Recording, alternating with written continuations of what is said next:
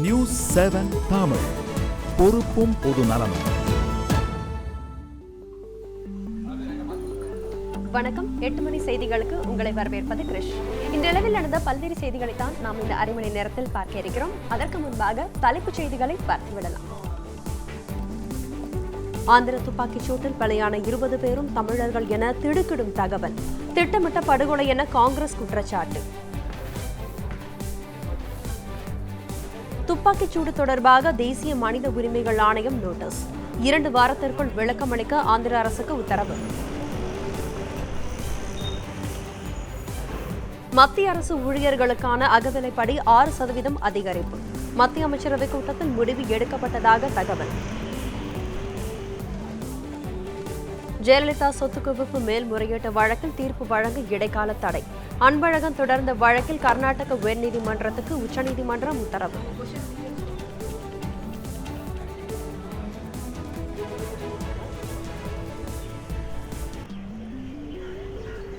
ராணிப்பேட்டையில் 400 தோல் தொழிற்சாலைகளை ஆய்வு செய்து அறிக்கை தாக்கல் செய்ய வேண்டும். மத்திய சுற்றுச்சூழல் அமைச்சகத்திற்கு உச்சநீதிமன்றம் உத்தரவு.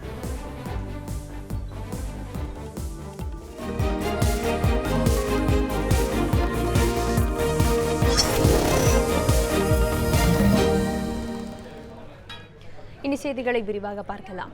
திருப்பதி அருகே செம்மரம் வெட்டச் சென்றவர்கள் மீது ஆந்திர காவல்துறையினர் நடத்திய துப்பாக்கிச் சூட்டில் பலியான 20 பேரும் தமிழர்கள் என தெரிய வந்துள்ளது.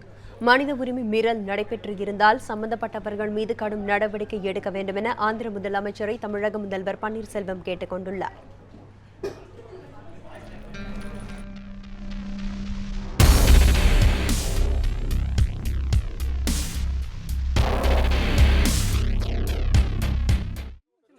திருப்பதி ஸ்ரீவாரிமெட்டு வனப்பகுதியில் செம்மரம் வெட்டப்படுவதாக கிடைத்த தகவலை அடுத்து டிஐஜி காந்தாராவ் தலைமையிலான செம்மர கடத்தல் தடுப்பு பிரிவு போலீசார் தீவிர தேடுதல் வேட்டையில் ஈடுபட்டனர்.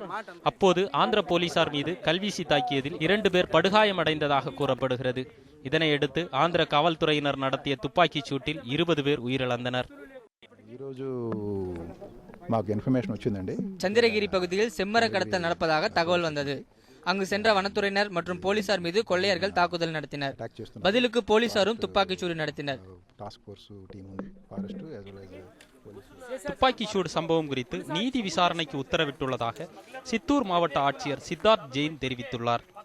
இறந்தவர்களில் 9 பேர் திருவண்ணாமலை மாவட்டத்தை சேர்ந்தவர்கள் என்றும் 6 பேர் தருமபுரி மாவட்டத்தை சேர்ந்தவர்கள் என்றும் 3 பேர் வேலூர் மாவட்டத்தை சேர்ந்தவர்கள் என்றும் 2 பேர் திருவள்ளூர் மாவட்டத்தை சேர்ந்தவர்கள் என்றும் தெரிய வந்துள்ளது.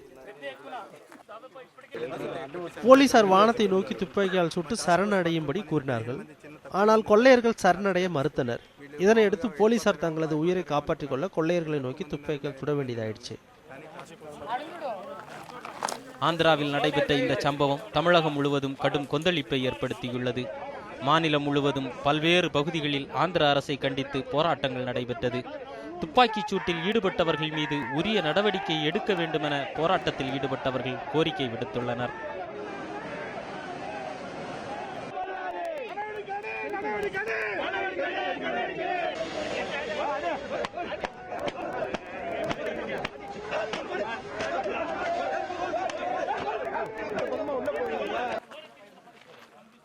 இதேபோன்று தமிழக தொழிலாளர்கள் சுட்டுக் கொல்லப்பட்டதற்கு தமிழகத்தில் உள்ள திமுக, பாஜக, காங்கிரஸ் உள்ளிட்ட பல்வேறு அரசியல் கட்சிகளின் தலைவர்களும் கண்டனம் தெரிவித்துள்ளனர். சுடுவதற்கு முன்பு எச்சரிக்கைகள் விடப்பட்டனவா அல்லது அவர்கள் போலீசார் தாக்கப்பட்ட பிறகு அவர்கள் சுட்டார்களா என்ற விவரங்கள் எல்லாம் இல்லை. 20 பேரை சுட்டுக் கொள்வது என்பது ஒரு சாதாரண விஷயம் கிடையாது. சட்டத்தை யாரும் மீறக்கூடாது என்றும் செம்மர கடத்தல் தொடர்பாக முறையான விசாரணை நடத்தி இருக்க வேண்டும் எனவும் பாஜக மாநில தலைவர் தமிழிசை தெரிவித்துள்ளார். சட்டம் ஒழுங்கை கையில் எடுப்பது யாராக இருந்தாலும் அது அனுமதிக்க முடியாது. எந்த தவறாக இருந்தாலும் அவர்கள் விசாரணைக்கு உட்படுத்தப்பட வேண்டும். விசாரணைக்கு உட்படுத்தப்பட்டு அவர்கள் தவறே செய்திருந்தால் கூட தண்டனையை பின்பு அறிவிக்கலாம். இந்த நிலையில் தமிழக உள்துறை செயலாளர், காவல்துறை ஆணையர் உள்ளிட்ட அதிகாரிகளுடன் தமிழக முதலமைச்சர் ஓ பன்னீர்செல்வம் ஆலோசனை நடத்தினார். அதன் தொடர்ச்சியாக ஆந்திர முதலமைச்சர் சந்திரபாபு நாயுடுக்கு அவர் எழுதியுள்ள கடிதத்தில் வனப்பகுதியில் 20 பேர் சுட்டுக் கொல்லப்பட்ட விவகாரத்தில் நம்பகத்தகுந்த மற்றும் விரைவான விசாரணைக்கு உத்தரவிட வேண்டும் என்று வலியுறுத்தியுள்ளார். இந்த சம்பவத்தில் மனித உரிமை மீறல் நடைபெற்றிருந்தால் உரியவர்கள் மீது கடும் நடவடிக்கை எடுக்க வேண்டும் என்றும் அவர் கேட்டுக்கொண்டுள்ளார். செய்திப்பிரிவு நியூஸ் 7 தமிழ். திருப்பதியில் வனத்துறையினரின் துப்பாக்கிச் சூட்டில் 20 பேர் பலியானது குறித்து விளக்கம் அளிக்குமாறு ஆந்திர அரசுக்கு தேசிய மனித உரிமைகள் ஆணையம் நோட்டீஸ் அனுப்பியிருக்கிறது. திருப்பதி துப்பாக்கிச் சூட்டில் 20 பேரும் கை கால்கள் கட்டப்பட்ட நிலையில் திட்டமிட்டு சுட்டுக் கொல்லப்பட்டதாக காங்கிரஸ் முன்னாள் MP சிந்தா மோகன் புகார் தெரிவித்துள்ளார். அவர்கள் கடத்தியதாக கூறப்பட்ட செம்மரக்கட்டைகள் குடோன்களில் இருந்து கொண்டுவரப்பட்டுள்ளதாகவும் பெரும் பரபரப்பு தகவலை அவர் வெளியிட்டுள்ளார். இதனிடையே துப்பாக்கிச்சூடு குறித்து உரிய விளக்கம் அளிக்குமாறு ஆந்திர அரசுக்கு தேசிய மனித உரிமைகள் ஆணையம் நோட்டீஸ் அனுப்பியுள்ளது. சம்பவம் தொடர்பாக 2 வாரங்களில் அறிக்கை சமர்ப்பிக்குமாறு ஆந்திர அரசின் தலைமை செயலாளர் மற்றும் அம்மாநில DGPக்கு நோட்டீஸ் அனுப்பப்பட்டுள்ளது. திருப்பதியில் தமிழர்கள் சுட்டுக் கொல்லப்பட்ட சம்பவத்தை கண்டித்து காஞ்சிபுரத்தில் தமிழர் வாழ்வுரிமை கட்சியினர் ஆந்திர மாநில பேருந்தை சிறைப்பிடித்து ஆர்ப்பாட்டத்தில் ஈடுபட்டனர். திருப்பதி வனப்பகுதியில் தமிழர்கள் உட்பட 20 பேர் சுட்டுக் கொல்லப்பட்டனர். இதனை கண்டித்து காஞ்சிபுரம் பேருந்து நிலையம் முன்பு தமிழக வாழ்வுரிமை கட்சியின் மாநில துணை பொதுச் செயலாளர் தீனன் தலைமையில் ஆர்ப்பாட்டம் நடத்தப்பட்டது. மேலும் உயிரிழந்தவர்களின் குடும்பத்திற்கு நிவாரணம் வழங்க வேண்டும் என அவர்கள் கோஷங்கள் எழுப்பினர். அப்போது திருப்பதியிலிருந்து வந்திருந்த ஆந்திர மாநில பேருந்தை சிறைப்பிடித்தனர். திருப்பதியில் செம்மரம் வெட்டச் சென்றவர்கள் மீது ஆந்திர காவல்துறையினர் நடத்திய துப்பாக்கிச் சூட்டில் 20 பேர் உயிரிழந்தனர். செம்மர கடத்தல் கும்பல் அதிக பணம் தருவதாக கூறி படிப்பறிவு இல்லாத மலைவாழ் இளைஞர்களை அழைத்துச் சென்று கடத்தல் செயலில் ஈடுபடுத்தப்படுவதாக மலைவாழ் மக்கள் குற்றம் சாட்டியிருக்கின்றனர். திருப்பதி ஸ்ரீ வாரிமெட்டு வனப்பகுதியில் 100க்கும் மேற்பட்டோர் செம்மரம் வெட்டுவதாக கிடைத்த தகவலை அடுத்து ஆந்திர காவல்துறையினர் துப்பாக்கிச் சூடு நடத்தியதில் 20 பேர் உயிரிழந்தனர். இவர்களில் திருவண்ணாமலை மாவட்டத்தைச் சேர்ந்த 9 பேரும் வேலூர் மாவட்டத்தைச் சேர்ந்த 3 பேரும் அடங்குவர். செம்மரங்கள் வெட்டுவதற்காக கடத்தல் கும்பல் ஆந்திர மாநிலத்தை ஒட்டியுள்ள வேலூர், திருவண்ணாமலை, கிருஷ்ணகிரி உள்ளிட்ட மாவட்டங்களைச் சேர்ந்த கூலி தொழிலாளர்களை அதிக பணம் தருவதாக கூறி கடத்தல் தொழிலில் ஈடுபட வைப்பதாக மலைவாழ் மக்கள் குற்றம் சாட்டியுள்ளனர். பேர் விஜயகாந்த், வெங்கடேசன், சிவா, இவங்க 3 பேருங்க. இவங்க நடந்து இப்போ மறுபடியும் பார்த்தீங்கன்னா இன்னைக்கு நிலைமை கூட பார்த்தீங்கன்னா 20 பேர் சுட்டு தள்ளியிருக்காங்க. இதுக்கு என்ன கவர்மெண்ட் எதுவுமே பண்ணலை, இல்லை எதுனா ஒன்று சரி கூட்டுமுறையில் எதனா பண்ணுறாங்களோ அதுவும் கிடையாதுங்க.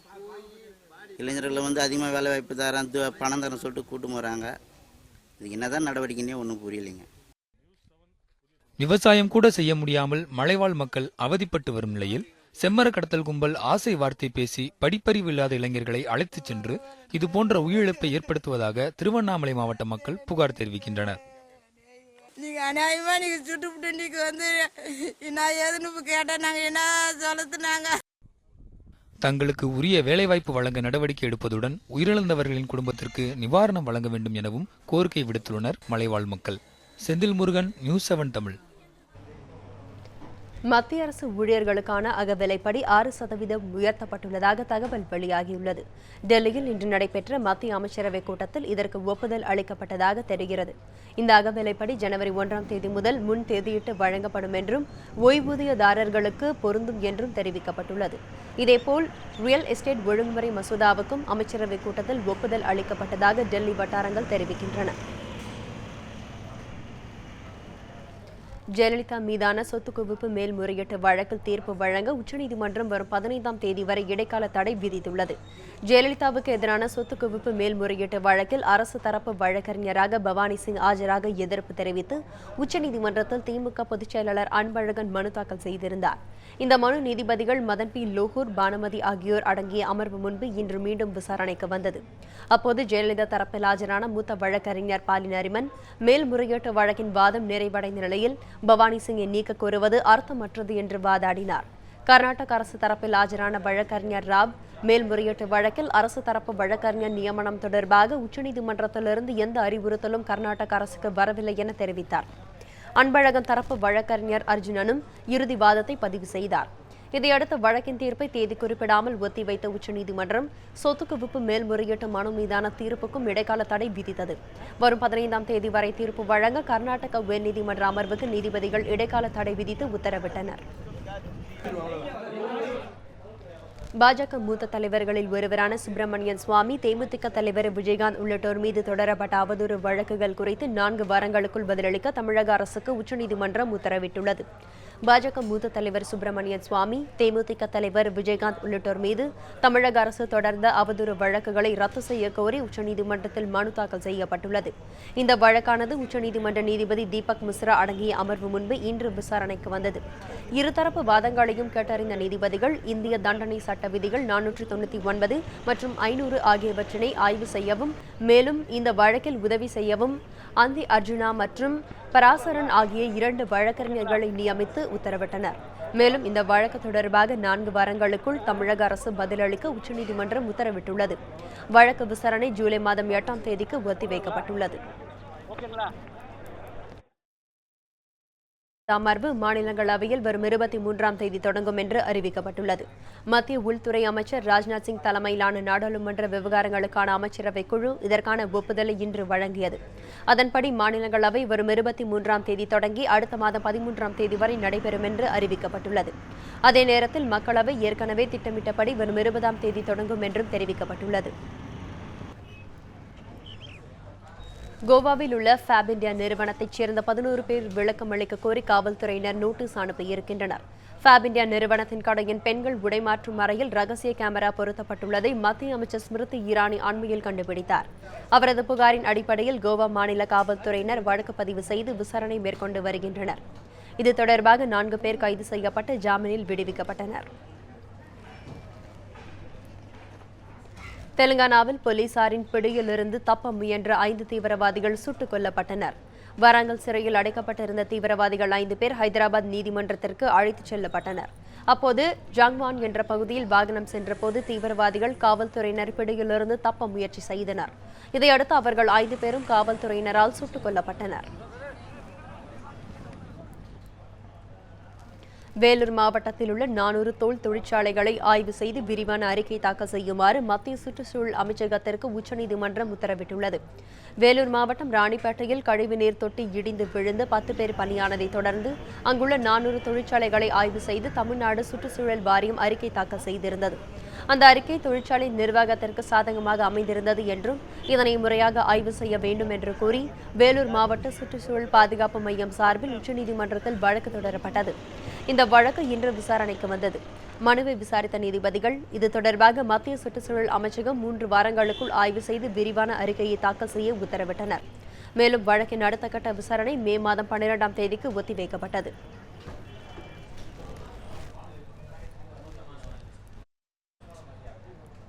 இனிவரும் செய்திகளில் நாமக்கல் அருகே 100க்கும் மேற்பட்ட கொத்தடிமைகள் மீட்பு. காவிரியின் குறுக்கே கர்நாடகா அணை கட்டுவதை கண்டித்து வைகோ தலைமையில் மனித சங்கிலி.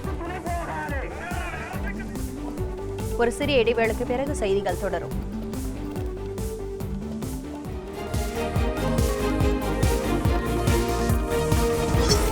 நியூஸ் 7 தமிழ், பொறுப்பும் பொது நலமும்.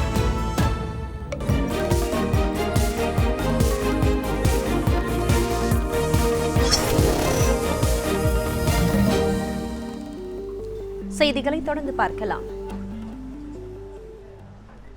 நாமக்கல்லில் கொத்தடிமைகளாக பணியாற்றிய 100க்கும் மேற்பட்டோரை வருவாய்த்துறை அதிகாரிகள் மீட்டனர். நாமக்கல்லில் உள்ள கோழி பண்ணைகளில் வட மாநிலத்தைச் சேர்ந்தவர்கள் கொத்தடிமைகளாக பணியாற்றி வருவதாக வருவாய்த்துறையினருக்கு தகவல் கிடைத்தது. இதையடுத்து நாமக்கல் சுற்றுவட்டார பகுதிகளில் உள்ள கோழி பண்ணைகளில் அதிகாரிகளின் ஆய்வு மேற்கொண்டனர். அப்போது பிரகாஷ் என்பவருக்கு சொந்தமான கோழி பண்ணையில் வட மாநிலத்தவர்கள் கொத்தடிமைகளாக பணியாற்றியது தெரியவந்தது. இதனையடுத்து அவர்கள் அனைவரையும் மீட்டு சொந்த ஊருக்கு அதிகாரிகள் அனுப்பி வைத்தனர். மேலும் இது தொடர்பாக கோழி பண்ணை உரிமையாளர்கள் அதாவது பிரகாஷ் கைது செய்யப்பட்டிருக்கிறார். முன்னாள் மத்திய அமைச்சர் மு.க. அழகிரி மீதான தேர்தல் வழக்கு மீதான விசாரணை ஒத்திவைக்கப்பட்டது. கடந்த 2011ஆம் ஆண்டு தேர்தலின் போது தேர்தல் அதிகாரி காளிமுத்து என்பவரை தாக்கியதாக முன்னாள் மத்திய அமைச்சர் மு.க. அழகிரி மீது தொடரப்பட்ட வழக்கு விசாரணை மேலூர் மேஜிஸ்ட்ரேட் கோர்ட்டில் நடந்து வருகிறது. இன்று இந்த வழக்கு விசாரணைக்கு வந்தது. மேஜிஸ்ட்ரேட் மகேந்திர பூபதி வழக்கின் அடுத்த கட்ட விசாரணையை மே மாதம் 22ஆம் தேதிக்கு ஒத்திவைத்து உத்தரவிட்டார். கர்நாடகத்தில் காவிரியின் குறுக்கே அணை கட்டுவதை கண்டித்து மீத்தேன் திட்டத்தை மத்திய அரசு கைவிட வலியுறுத்தியும் காவிரி பாதுகாப்பு இயக்கம் சார்பில் தஞ்சையில் மனித சங்கிலி நடைபெற்றது. இதுகுறித்து மதிமுக பொதுச் செயலாளர் வைகோவிடம் நமது செய்தியாளர் மகேஸ்வரன் நடத்திய கலந்துரையாடலை தற்போது பார்க்கலாம். கர்நாடகத்தில் காவிரியின் குறுக்கே அணை கட்டக்கூடாது, மீத்தேன் திட்டத்தை முழுமையாக கைவிட வேண்டும், நிலம் கையகப்படுத்தும் சட்டத்தை நடைமுறைக்கு கொண்டு வரக்கூடாது என்று வலியுறுத்தி தஞ்சையிலே காவிரி பாதுகாப்பு இயக்கத்தின் சார்பிலே பிரம்மாண்டமான மனித சங்கிலி போராட்டம் நடைபெற்றுக் கொண்டிருக்கிறது. இந்த போராட்டத்தை ஒருங்கிணைத்திருக்கிற காவிரி பாதுகாப்பு இயக்கத்தின் ஒருங்கிணைப்பாளர் வைகோ நம்மோடு இருக்கிறார்.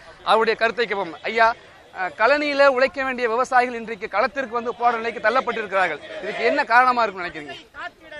பேராபத்து தமிழகத்தின் தலையை விழுந்து விடுமோ என்கின்ற அச்சம்தான் காரணம். தமிழ்நாட்டின் வரலாற்றில் இல்லாத பேரழிவு எதிர்நோக்கி இருக்கிறது. காவிரிக்கு குறுக்கே இந்த அணைகள் கட்டப்பட்டு விட்டால் தஞ்சை தரணி மட்டுமல்ல, தமிழகத்தின் 3/2 பகுதி பாலைவனமாகிவிடும். இந்தப்படி ஒரு அழிவு இதுவரை நம்ம எதிர்நோக்கியதில்லை. ஆக ஒட்டுமொத்த தமிழகமும் கிளர்ந்து எழுந்து போராட வேண்டும் என்பதற்காகத்தான் இந்த மனித சங்கிலி போராட்டத்தை மிகப்பெரிய அளவிலே இன்றைக்கு தஞ்சை திருநகரிலே, தஞ்சை மாநகரிலே கட்சி, ஜாதி, மத எல்லைகளை கடந்து விவசாயிகளும் அனைவரும் ஒன்று சேர்ந்து மிகச்சிறப்பாக நடத்தியிருக்கிறோம். என்ன செய்ய வேண்டும்? மத்திய அரசு வஞ்சகம் செய்கிறது. இந்த துரோகத்தை கைவிட வேண்டும். தேசத்தின் ஒற்றுமைக்கு எதிராகவும் சட்டவிரோதமாகவும் கர்நாடகம் அணை கட்டும் முயற்சியை மத்திய அரசு தடுத்து நிறுத்த வேண்டும். இனிமேலும் மௌனம் காக்க கூடாது என்பதே டெல்டா மாவட்ட விவசாயிகளின் ஒட்டுமொத்த வேண்டுகோளாக இருக்கிறது. மகேஸ்வரன், நியூஸ் 7 தமிழ், தஞ்சாவூர். சென்னை ஆதம்பாக்கத்தில் ஓய்வு பெற்ற வங்கி மேலாளரின் வீட்டின் பூட்டை உடைத்து 42 சவரன் நகைகளை அடையாளம் தெரியாத நபர்கள் கொள்ளையடித்துச் சென்றுள்ளனர். ஆதம்பாக்கம் மகாலட்சுமி நகர் பகுதியில் ஓய்வு பெற்ற வங்கி மேலாளர் வாசுதேவன் வசித்து வருகிறார். 2 நாட்களுக்கு முன்பு இவர் குடும்பத்தினருடன் தனது சொந்த ஊருக்கு சென்றுவிட்டு இன்று அதிகாலை வீடு திரும்பியிருக்கிறார். அப்போது கதவுகளின் பூட்டு உடைக்கப்பட்டிருப்பதைக் கண்டு அதிர்ச்சியுற்றார். உள்ளே சென்று பார்த்தபோது பீரோவிலிருந்து 42 சவரன் நகை கொள்ளையானது தெரியவந்தது. இதுகுறித்து காவல்துறையினர் வழக்கு பதிவு செய்து விசாரணை மேற்கொண்டு வருகின்றனர். சத்தியமங்கலம் அருகே யானை தாக்கியதில் பெண் ஒருவர் பலியானார். ஈரோடு மாவட்டம் புஞ்சை புளியம்பட்டியைச் சேர்ந்தவர் மசரியம்மாள். இவர் சத்தியமங்கலத்தில் உள்ள பண்ணாரி அம்மன் கோவில் திருவிழாவிற்காக நடைபயணம் மேற்கொண்டுள்ளார். நால்ரோடு வனப்பகுதி சாலையில் அவர் சென்று கொண்டிருந்த போது யானை அவரை தாக்கியது. இதில் மசரியம்மாள் சம்பவ இடத்திலேயே உயிரிழந்தார். இதுகுறித்து தகவல் அறிந்து வந்த வனத்துறையினர் சடலத்தை மீட்டு பிரேத பரிசோதனைக்காக சத்தியமங்கலம் அரசு மருத்துவமனைக்கு அனுப்பி வைத்தனர். வனத்துறையினரை கண்டித்து சத்தியமங்கலம் சாலையில் 100க்கும் மேற்பட்டோர் போராட்டத்தில் ஈடுபட்டனர். நாகர்கோவில் அருகே கன்னியாஸ்திரி மீது மர்ம நபர்கள் தாக்குதல் நடத்தியிருக்கின்றனர்.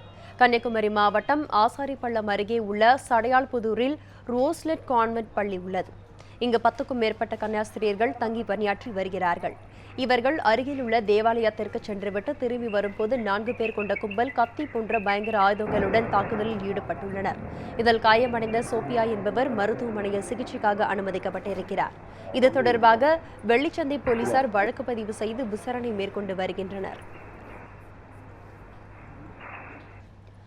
இலங்கைக்கு கடத்துவதற்காக மண்டபம் அருகே உள்ள மானுலி தீவில் பதுக்கி வைக்கப்பட்டிருந்த 122 கிலோ கஞ்சாவை சுங்கத்துறையினர் பறிமுதல் செய்தனர். மண்டபம் அருகே உள்ள மனுலி தீவில் இலங்கைக்கு கடத்துவதற்காக கஞ்சா மூட்டைகள் பதுக்கி வைக்கப்பட்டிருப்பதாக ராமேஸ்வரம் சுங்கத்துறையினருக்கு ரகசிய தகவல் கிடைத்தது. தகவலை அடுத்து சுங்கத்துறை அதிகாரி அல்லாப்பிச்சி தலைமையில் அதிகாரிகள் மனோலி தீவில் பதுக்கி வைக்கப்பட்டிருந்த 122 கிலோ கஞ்சாவை பறிமுதல் செய்தனர். இதன் மதிப்பு 24,53,300 ரூபாய் என சொல்லப்படுகிறது. இந்த கடத்தலில் ஈடுபடுபவர்களை சுங்கத்துறையினர் வலைவீசி தேடி வருகிறார்கள்.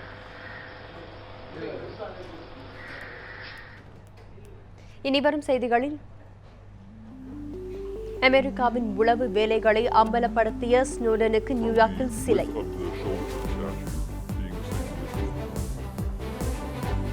தங்கம் விலை சவரனுக்கு 120 ரூபாய் உயர்வு. ஒரு சிறிய இடைவேளைக்கு பிறகு செய்திகளை தொடர்ந்து பார்க்கலாம்.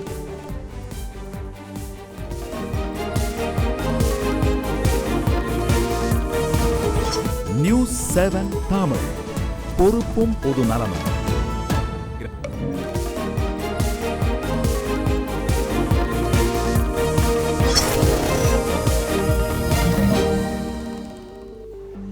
செய்திகளை தொடர்ந்து பார்க்கலாம். தங்கம், வெள்ளி மற்றும் பங்குச்சந்தைகளின் இன்றைய விலை நிலவரத்தை தற்போது பார்க்கலாம். தங்கம் விலை சவரனுக்கு 120 ரூபாய் உயர்ந்துள்ளது. 22 கேரட் 1 கிராம் ஆபரண தங்கத்தின் விலை 2536 ரூபாய்க்கும் சவரன் 20,288 ரூபாய்க்கும் விற்பனையாகிறது. 1 கிலோ வெள்ளி 40,500 ரூபாய்க்கும் 1 கிலோ கட்டி வெள்ளியின் விலை 37,890 ரூபாய்க்கும் விற்பனை செய்யப்படுகிறது. அதனைத் தொடர்ந்து பங்குச்சந்தைகள் இன்று ஏற்றத்துடன் நிறைவடைந்தன. மும்பை பங்குச்சந்தையில் இன்றைய வணிக நேர முடிவில் சென்செக்ஸ் 12 புள்ளிகள் அதிகரித்து 28,516 முடிவடைந்தது. தேசிய பங்குச்சந்தை குறியீட்ட நிப்டி 1 புள்ளிகள் உயர்ந்து 8,661 புள்ளிகளில் நிறைவுற்றது. வங்கிகளின் குறுகிய கால கடனுக்கான வட்டி விகிதத்தில் மாற்றம் இல்லை என ரிசர்வ் வங்கி அறிவித்துள்ளது. ரிசர்வ் வங்கியின் நிதி கொள்கை மீதான மறு ஆய்வுக் கூட்டம் மும்பையில் நடைபெற்றது. ரிசர்வ் வங்கி ஆளுநர் ரகுராம் ராஜன் தலைமையில் நடைபெற்ற இந்த கூட்டத்தில் பணவீக்க நிலவரம், அந்நிய செலவாணி கையிருப்பு குறித்து ஆய்வு மேற்கொள்ளப்பட்டது. பின்னர் செய்தியாளர்களிடம் பேசிய ரகுராம் ராஜன் 2015-16 நிதியாண்டில் வளர்ச்சி விகிதம் 7.8 விழுக்காட்டை எட்டும் என நம்பிக்கை தெரிவித்தார். ரெப்போ விகிதத்தில் மாற்றம் ஏதும் இல்லை என்றும் அவர் கூறினார். குறுகிய கால கடன்களுக்கான வட்டி விகிதம் 7.5% இருக்கும் என்றும் ரொக்க கையிருப்பு விகிதம் மாற்றம் ஏதும் இன்றி 4% இருக்கும் எனவும் தெரிவித்தார்.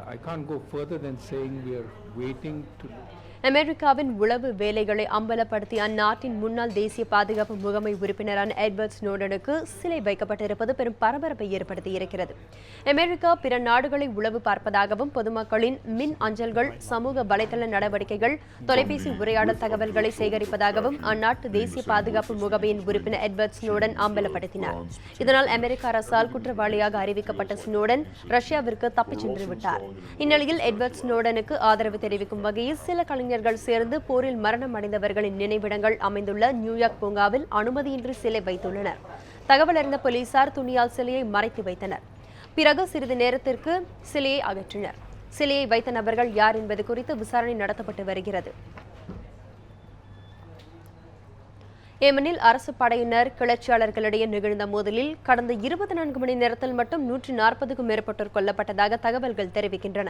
அங்குள்ள ஏடன் நகரை கைப்பற்றுவதற்காக கிளர்ச்சியாளர்களும் அதனை பாதுகாப்பதற்காக அதிபர் ஏவல் பிரேப்போ மன்சூர் ஹாதிக்கு ஆதரவான படையினரும் கடந்த சில வாரங்களாக கடுமையாக போரிட்டு வருகிறார்கள்.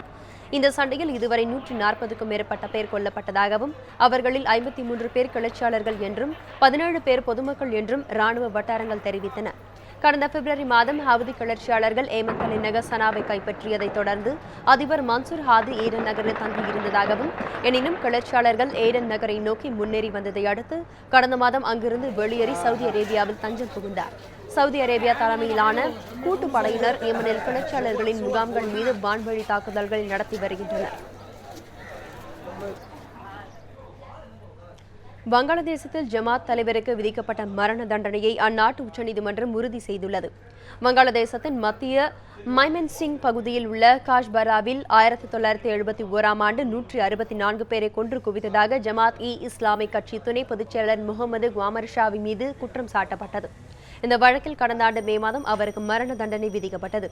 இதனை எதிர்த்து உச்சநீதிமன்றத்தில் அவர் தாக்கல் செய்த மேல்முறையீட்டு மனுவும் தள்ளுபடி செய்யப்பட்டது. இதனைத் தொடர்ந்து கடந்த மாதம் 5ஆம் தேதி குவாமர் ஷுமா மறு ஆய்வு மனு ஒன்றை தாக்கல் செய்தார். அதில் தன் மீது அரசியல் காழ்ப்புணர்ச்சியால் வழக்கு தொடரப்பட்டு தண்டனை விதிக்கப்பட்டுள்ளது என்று கூறியிருந்தார். இந்த மனு மீது தீர்ப்பளித்த நீதிபதி சுரேந்திரகுமார் சின்ஹா சர்வதேச குற்ற வழக்குகளில் தீர்ப்பாயம் வழங்கிய தீர்ப்பை உறுதி செய்து அவருடைய மறு ஆய்வு மனுவையும் தள்ளுபடி செய்தார். இஸ்லாமிய மத தலைவருக்கு மரண தண்டனை உறுதி செய்யப்பட்டிருப்பதால் அவரது ஆதரவாளர்கள் வன்முறையில் ஈடுபடும் வாய்ப்பு இருப்பதாக கூறி அந்நாட்டு அரசு பாதுகாப்பை அதிகப்படுத்தியிருக்கிறது.